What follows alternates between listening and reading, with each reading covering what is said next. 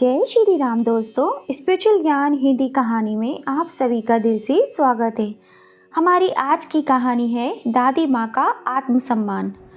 रेवती जी हाथ में चाय का प्याला लिए कुर्सी पर बैठी अपनी ही दुनिया में खोई हुई थी। तभी अचानक चाय झलक कर उनके हाथ पर गिर गई और वह अपनी सपनों की दुनिया से बाहर आ गई। रेवती जी की कुछ दिनों से तबीयत ठीक नहीं चल रही थी। वह अपने इकलौते बेटे को फ़ोन लगाकर बोली, हेलो अनुज बेटा, कैसे हो? कितने दिनों से तुम्हें फ़ोन लगा रही हूँ, लेकिन तुम हो कि फ़ोन उठाते ही नहीं। माँ, आपसे कितनी बार कहा है कि आपके फ़ोन का जवाब देने के अतिरिक्त भी मेरे पास और भी काम है, अनुज ने चिढ़कर कहा। तो रेवती जी बोली, बेटा वह सब मैं समझती हूँ, लेकिन मैं भी क्या करूँ? मैं अपनी जगह परेशान हूँ। इस घर में मुझे अकेलापन काटने को दौड़ता है और मेरी डायबिटीज़ लगातार बढ़ती ही जा रही है और शरीर में तो छोटी मोटी बीमारियाँ तो लगी ही रहती हैं। अब और सहन नहीं होता। तुम कुछ दिन निकाल कर मेरे पास आ जाओ और मेरी डायबिटीज़ का इलाज करवा दो। माँ, इन फालतू कामों के लिए मेरे पास बिल्कुल भी समय नहीं है। आप खुद जाकर डॉक्टर को दिखा दीजिए। बेटे की बात सुनकर रेवती जी हैरान रह गईं और गुस्से से बोली, फालतू के काम? अपनी माँ को डॉक्टर के पास ले जाना, बीमारी माँ का इलाज करवाना, आज तुम्हें फालतू के काम लग रहा है? अनुज, तुम शायद भूल रहे हो, जब तुम छोटे थे तब तुम्हें एक छींक भी आ जाती थी तो मैं गांव के सारे वैद्य इकट्ठे कर लेती थी। रात रात भर जागकर तुम्हारी सेवा किया करती थी। अपनी बैंक से छुट्टी लेती थी। तुम्हारे पिताजी नहीं थे तो माँ और बाप दोनों का फर्ज निभाते हुए तुम्हें भली भांति पाल पोस कर बड़ा किया मैंने। अरे, तुम्हें अपने पैरों पर खड़ा करने के लिए दिन रात मेहनत करी। अपनी ज़िंदगी भर की जमा पूंजी दांव पर लगा दी। वह पैसे भी कम पड़ गए तो मैंने अपना ये मकान भी बेच दिया, जिसे तुम्हारे पिताजी ने बहुत मेहनत मजदूरी करके अपने बुढ़ापे के लिए बनवाया था। और फिर भी उस मकान को बेचकर मैं खुद किराए के मकान में रह रही हूँ। आधी से ज़्यादा मेरी पेंशन केवल किराए के मकान में ही चली जाती है, परंतु आज तक मैंने तुमसे शिकायत नहीं की थी। बोलते बोलते रेवती जी हाँफने लगी। अपनी माँ के मुँह से ये सब बातें सुनकर दौलत की चकाचौंध में डूबा हुआ अनुज अचानक ज्वालामुखी के लावे की तरह फूट पड़ा। अगर अपने बेटे के लिए मकान बेचा भी था तो कौन सा बड़ा एहसान कर दिया था। ठीक है, यदि इतने एहसान आपने मुझ पर किए ही हैं तो उन्हें चुकाने का समय आ गया है। आज तक जितना पैसा आपने मुझ पर लगाया है उतनी रकम मैं आज ही आपके बैंक अकाउंट में डाल देता हूँ, और आज तक आपने जितने भी एहसान मुझ पर किए हैं सारे के सारे ख़त्म हो जाएंगे। मेरा और आपका हिसाब एकदम क्लियर हो जाएगा। ऐसा कहते हुए अनुज ने फ़ोन पटक दिया। अपने इकलौते बेटे के मुंह से ऐसी बेशर्मी भरी जहर से भी ज़्यादा कड़वी बातें सुनकर रेवती जी का सिर चकराने लगा। चेहरा गुस्से से लाल हो चुका था। उनका शरीर क्रोध से कांपने लगा था। आँखों से आंसू अभी निकलने ही वाले थे कि उनकी नज़र अपने स्वर्गवासी पति की तस्वीर की ओर गई। इस समय उन्हें अपने पति द्वारा उनके अंतिम पलों में बोला गया एक वाक्य याद आ गया, रेवती, तुम मुझसे वादा करो, मेरे जाने के बाद कभी भी किसी भी परिस्थिति में अपनी आंखों में आंसू नहीं आने दोगी। अपने पति के आखिरी शब्द याद आते ही रेवती जी तुरंत अपने चेहरे पर फीकी सी हंसी लाते हुए बोली, नहीं जी, मैं रो नहीं रही हूँ। आप जहाँ भी हो हमेशा खुश रहना। मैं यहाँ बहुत खुश हूँ और बड़े अच्छे से रह रही हूँ। आप मेरी बिल्कुल भी चिंता मत करना। रेवती जी भरतपुर की सरकारी बैंक में असिस्टेंट रह चुकी थी। जीवन में उतार चढ़ाव को झेलते हुए और कठिनाइयों से जूझते हुए उन्होंने बड़ी मेहनत करके ईमानदारी से अपना जीवन व्यतीत किया था। एक बैंक में छोटी सी एम्प्लॉय होते हुए उनका ध्यान हमेशा इस बात पर रहता कि वह अपने बेटे को समाज का जिम्मेदार नागरिक बना सके। लेकिन कहते हैं ना कि दिया खुद की प्रकाश से वंचित रह जाता है। यही कहावत रेवती जी पर भी लागू होती थी। वह बिल्कुल नहीं जानती थी कि उनके जीवन में आगे क्या होने वाला है। रेवती जी का इकलौता बेटा अनुज था। उनके पति कमल जी का निधन अनुज के पैदा होने के 1 महीने बाद ही हो गया था। गांव समाज के लोगों ने उनके बेटे अनुज को अपशकुनी बताया। पति के जाने के बाद दुख तो रेवती जी को बहुत हुआ था, लेकिन उन्होंने सारी बातों को नकारते हुए अपने बेटे का बड़े खुले दिल से स्वागत किया। गांव वालों ने रेवती जी को अनुज की खातिर दूसरी शादी करने की सलाह दी, लेकिन रेवती जी ने यह कहते हुए मना कर दिया कि वह अनुज को अकेले ही माँ बाप दोनों का प्यार दे सकती हैं। गांव में ही रहते हुए उन्होंने शिक्षा दीक्षा के साथ साथ अपने पुत्र अनुज का माँ की ममता और पिता की कर्तव्य निभाते हुए अकेले ही अनुज का पालन पोषण किया। घर का छोटे से छोटा और बड़े से बड़ा काम भी अपने बेटे के प्रति प्रेम के वशीभूत होकर बड़े ही आराम से कर दिया करती थी। अपने हाथों के बने खाने का एक एक निवाला बड़े ही प्रेम के साथ अपने बेटे को खिलाया करती थी। बैंक की नौकरी और अनुज को पौष्टिक खाना खिलाने से लेकर रात की लोरियां सुनाने तक सारे काम वे स्वयं किया करती थी। अपने बेटे के बारे में सोचते हुए उन्होंने जीवन भर अकेले रहना ही स्वीकार कर लिया था, परंतु अनुज को उसकी पिता की कमी कभी महसूस नहीं होने दी। रेवती जी के प्रयत्नों से अनुज अपनी पढ़ाई में ऊंचा मुकाम हासिल करने लगा और अपने कस्बे का सबसे अव्वल दर्जे का छात्र बन गया। 12वीं की बोर्ड की परीक्षा में अनुज ने 97% अंकों से साथ उत्तीर्ण किया। रेवती जी तो जैसे अपने जीवन के उस खुशी के पल को समेटे न समेट पा रही थी। खुशी के कारण उनकी आंखों में एक चमक आ गई थी।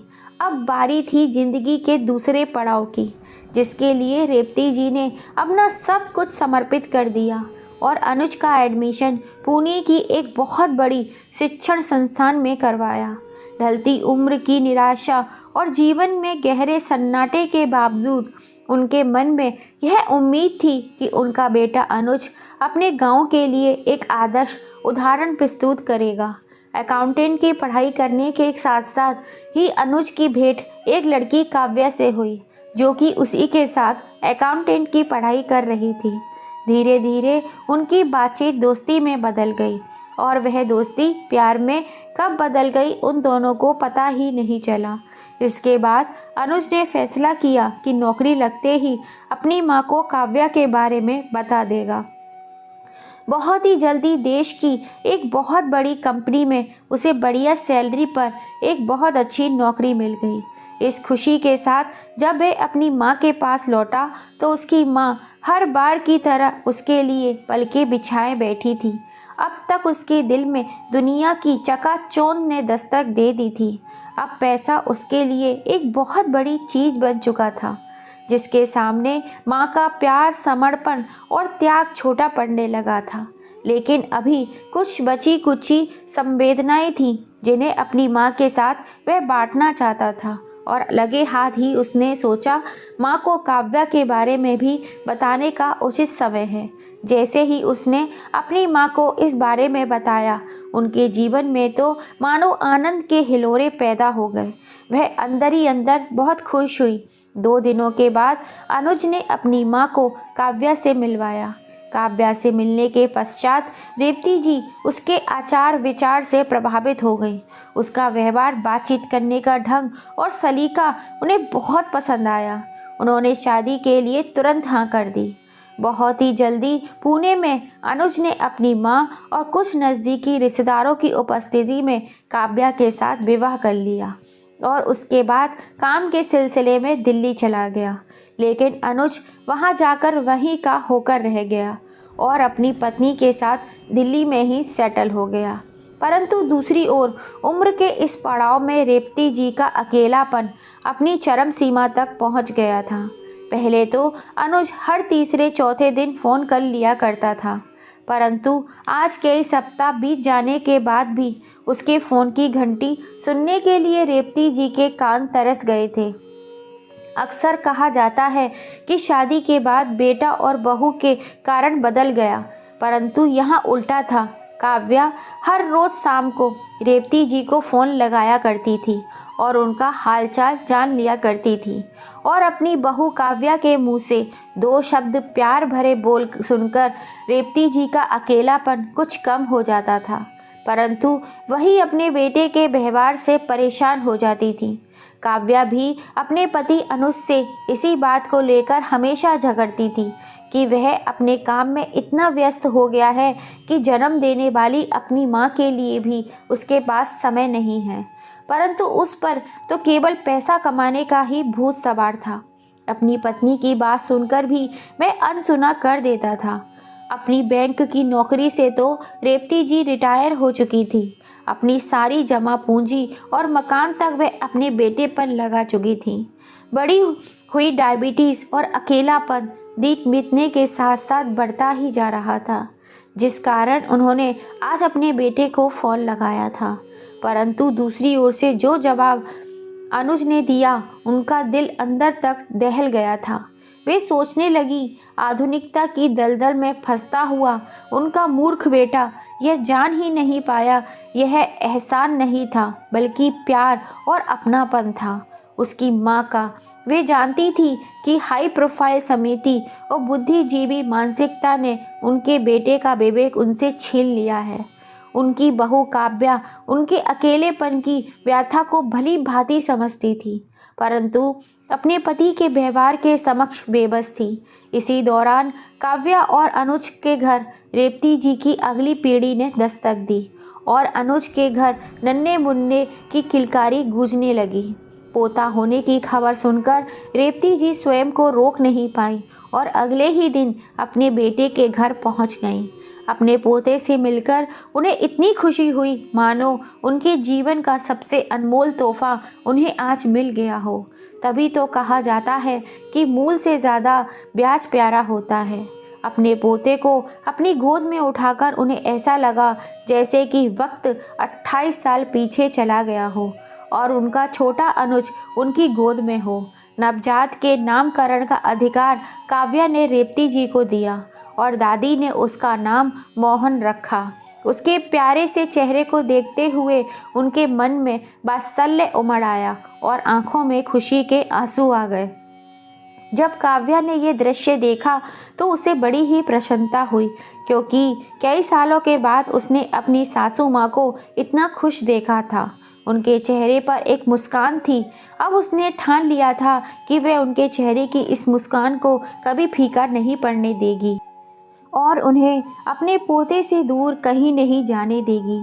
करीब 1 सप्ताह अपने बेटे के घर गुजारने के बाद जब रेवती जी ने वापस जाने का सोचा तो काव्या ने अपने पति अनुज से कहा, जी एक बात कहूँ, काफ़ी समय बाद मैंने माँ को हंसते मुस्कुराते हुए देखा है। अपने पोते को पाकर उनके चेहरे पर एक अलग ही रौनक आ गई है। दादी बनने की खुशी उनके चेहरे पर साफ झलक रही है। मैं चाहती हूँ कि उनका यह चेहरा हमेशा यूं ही मुस्कुराता रहे, इसलिए अब से माँ जी भी हमारे साथ ही रहे तो कैसा रहेगा। काव्या ने यह बात इतनी विनम्रता और प्यार से कही कि अनुज के पास मना करने का कोई कारण ही नहीं बचा। अब रेवती जी अपने बेटे के घर में दिल्ली में ही रहने लगी। अपने पोते मोहन के साथ पाकर उनकी ज़िंदगी को मानो नए मायने मिल गए थे। नन्हे मोहन भी अपनी दादी जी का साथ बहुत भाता था। उनकी गोद में आकर उसे एक अलग ही तरह की खुशी मिलती। समय निकालकर काव्या ने अपनी सासू माँ को डायबिटीज़ के लिए बहुत बड़े स्पेशलिस्ट के पास लेकर गई और उनका अच्छे से इलाज करवाया। इससे उनकी डायबिटीज़ अब धीरे धीरे कंट्रोल हो रही थी।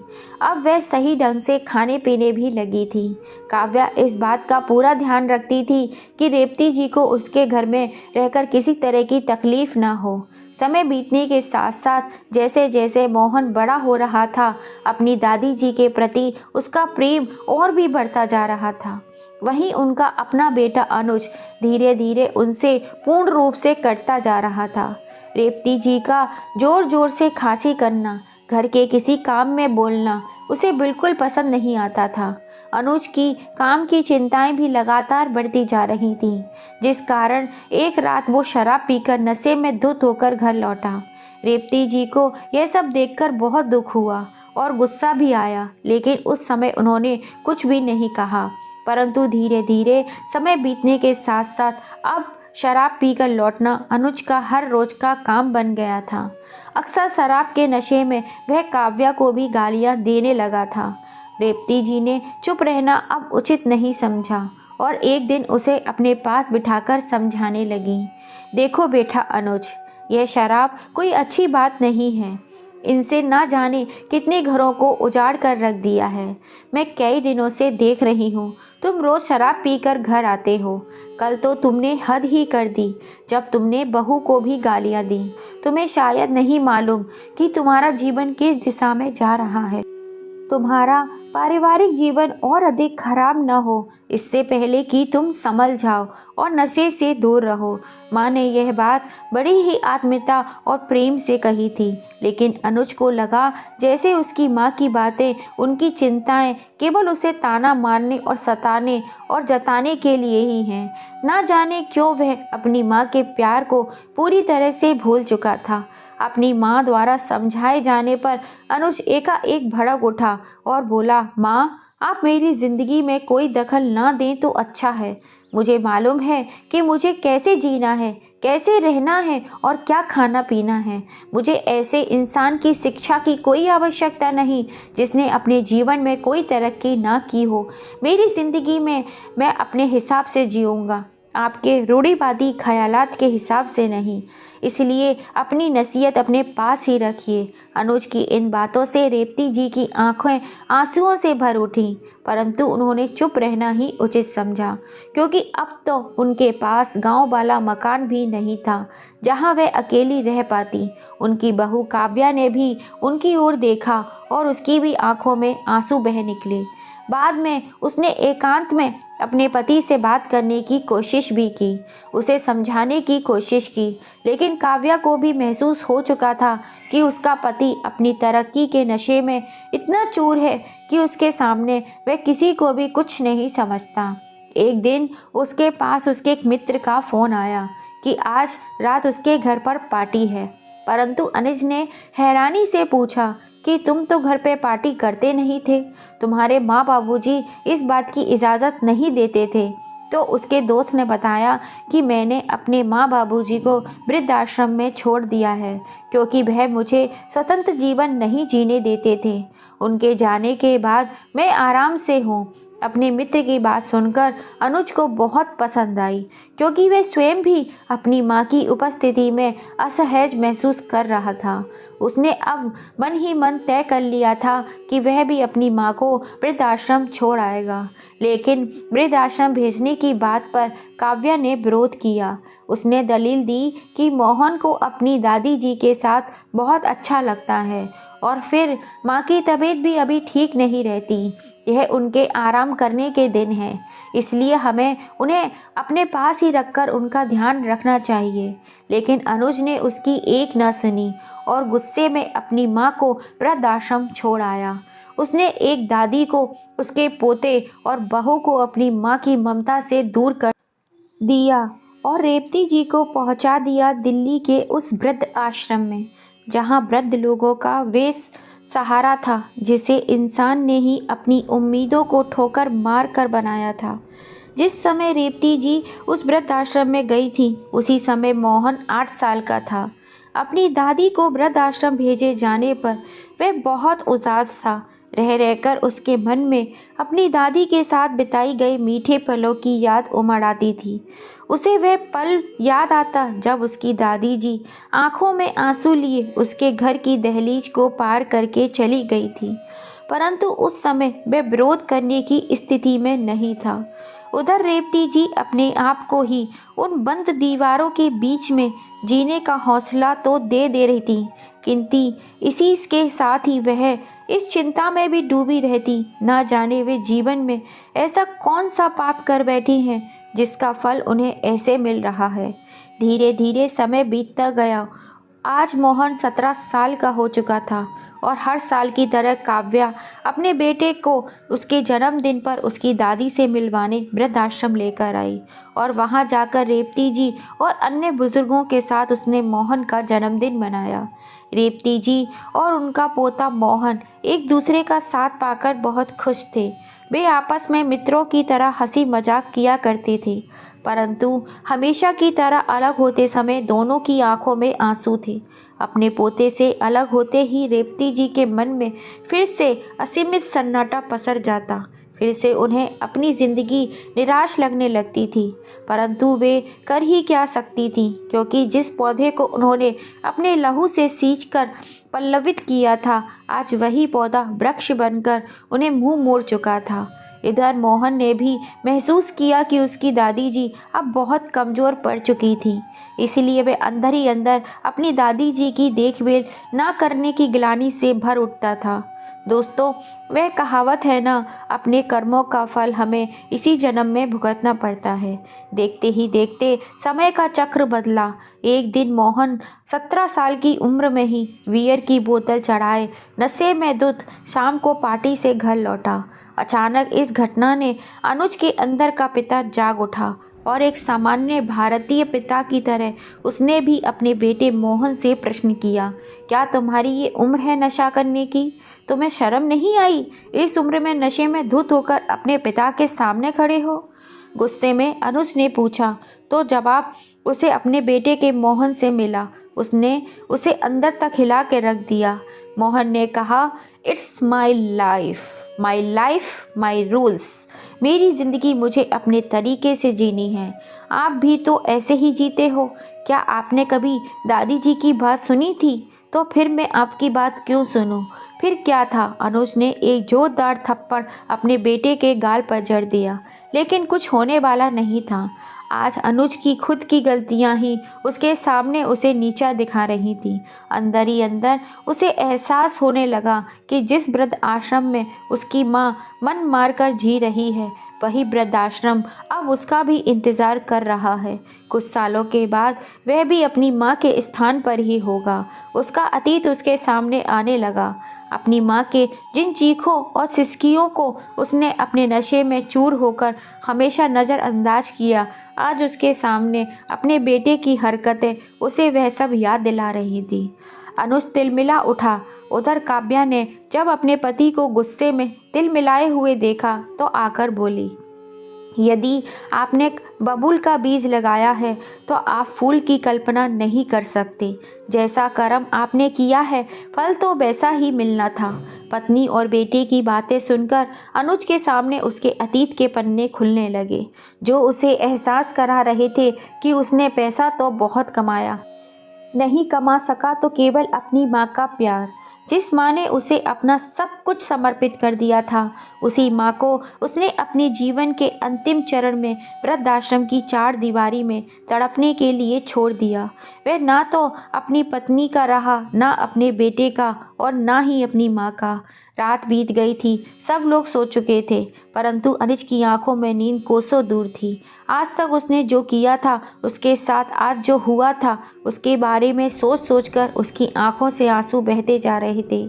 अगले ही दिन सुबह जब काव्या सोकर उठी तो वह देखकर हैरान थी कि अनुज नहा धोकर तैयार खड़ा था। उसने काव्या और अपने बेटे मोहन को भी तैयार होकर उसके साथ चलने के लिए कहा, लेकिन उन्हें यह नहीं बताया कि वे लोग कहाँ जा रहे हैं।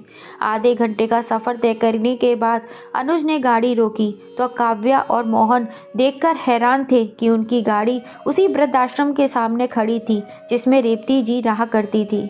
काव्या और मोहन अभी गाड़ी से बाहर निकल ही रहे थे कि अनुज तेज कदमों से वृद्धाश्रम में चला गया। सामने देखा, एक वृद्ध जन लाठी का सहारा लेकर लड़खड़ाते कदमों के साथ आंगन में टहल रही थी। उन्हें देखकर उसे ऐसा लगा मानो उस बुजुर्ग महिला का खून कब का सूख चुका हो। चेहरे पर झुर्रियों का एक जाल था। सुकड़ी हुई हड्डियां मांस से बाहर निकल रही थीं। अपनी माँ के बारे में पूछने के लिए अनुज उनकी ओर गया। पास जाकर बोला, रेवती जी कहाँ मिलेंगी? लेकिन जैसे ही उस बुजुर्ग ने पीछे मुड़कर उसकी ओर देखा तो अनुज का शरीर कांप उठा। वह सुन्न रह गया, क्योंकि वह बुजुर्ग कोई और नहीं बल्कि उसकी माँ रेवती जी ही थी। तुरंत उनके पैरों में पड़ गया और बोला, माँ मुझे माफ़ कर दीजिए, मुझसे गलती नहीं गुनाह हो गया है, एक बहुत बड़ा गुनाह।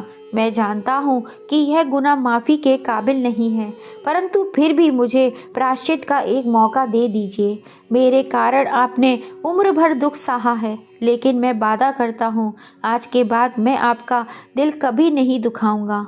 मुझे अपनी सेवा का एक मौका दे दीजिए। कहते कहते वह फूट फूट कर रोने लगा। रेवती जी ने कांपते हाथों से उसे उठाया और उसके आंसू पोंछते हुए उसे अपने गले से लगा लिया। उधर यह मर्मिक दृश्य देखकर मोहन रोते हुए अपनी माँ के गले लग पड़ा और बोला, माँ, यदि आपने मुझे उस दिन दादी जी को वापस लाने के लिए पापा को सबक सिखाने का आइडिया ना दिया होता तो आज यह सब कुछ मुमकिन ना होता। I am proud of you of माँ। दरअसल मोहन उस दिन शराब पीकर नहीं आया था, बल्कि वह सारी घटना काव्या और उसके बेटे मोहन का एक सोचा समझा नाटक था, जिसके चलते आज अनुज सही रास्ते पर आ चुका था। काव्या ने आज साबित कर दिया था कि यदि एक बहू चाहे तो अपने परिवार को अपने प्रेम के धागे से मोतियों की तरह प्रो कर रख सकती है। तो दोस्तों, अपने पिता को सबक सिखाने के लिए मोहन ने जो रास्ता अपनाया वो सही था या गलत, अपनी राय हमें कमेंट करके ज़रूर बताइएगा।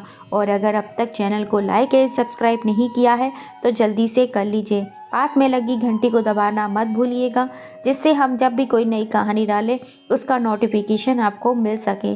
कहानी को पूरा सुनने के लिए आप सभी का दिल से धन्यवाद। फिर मिलेंगे आपसे ऐसी ही किसी कहानी के साथ। जय श्री राम दोस्तों।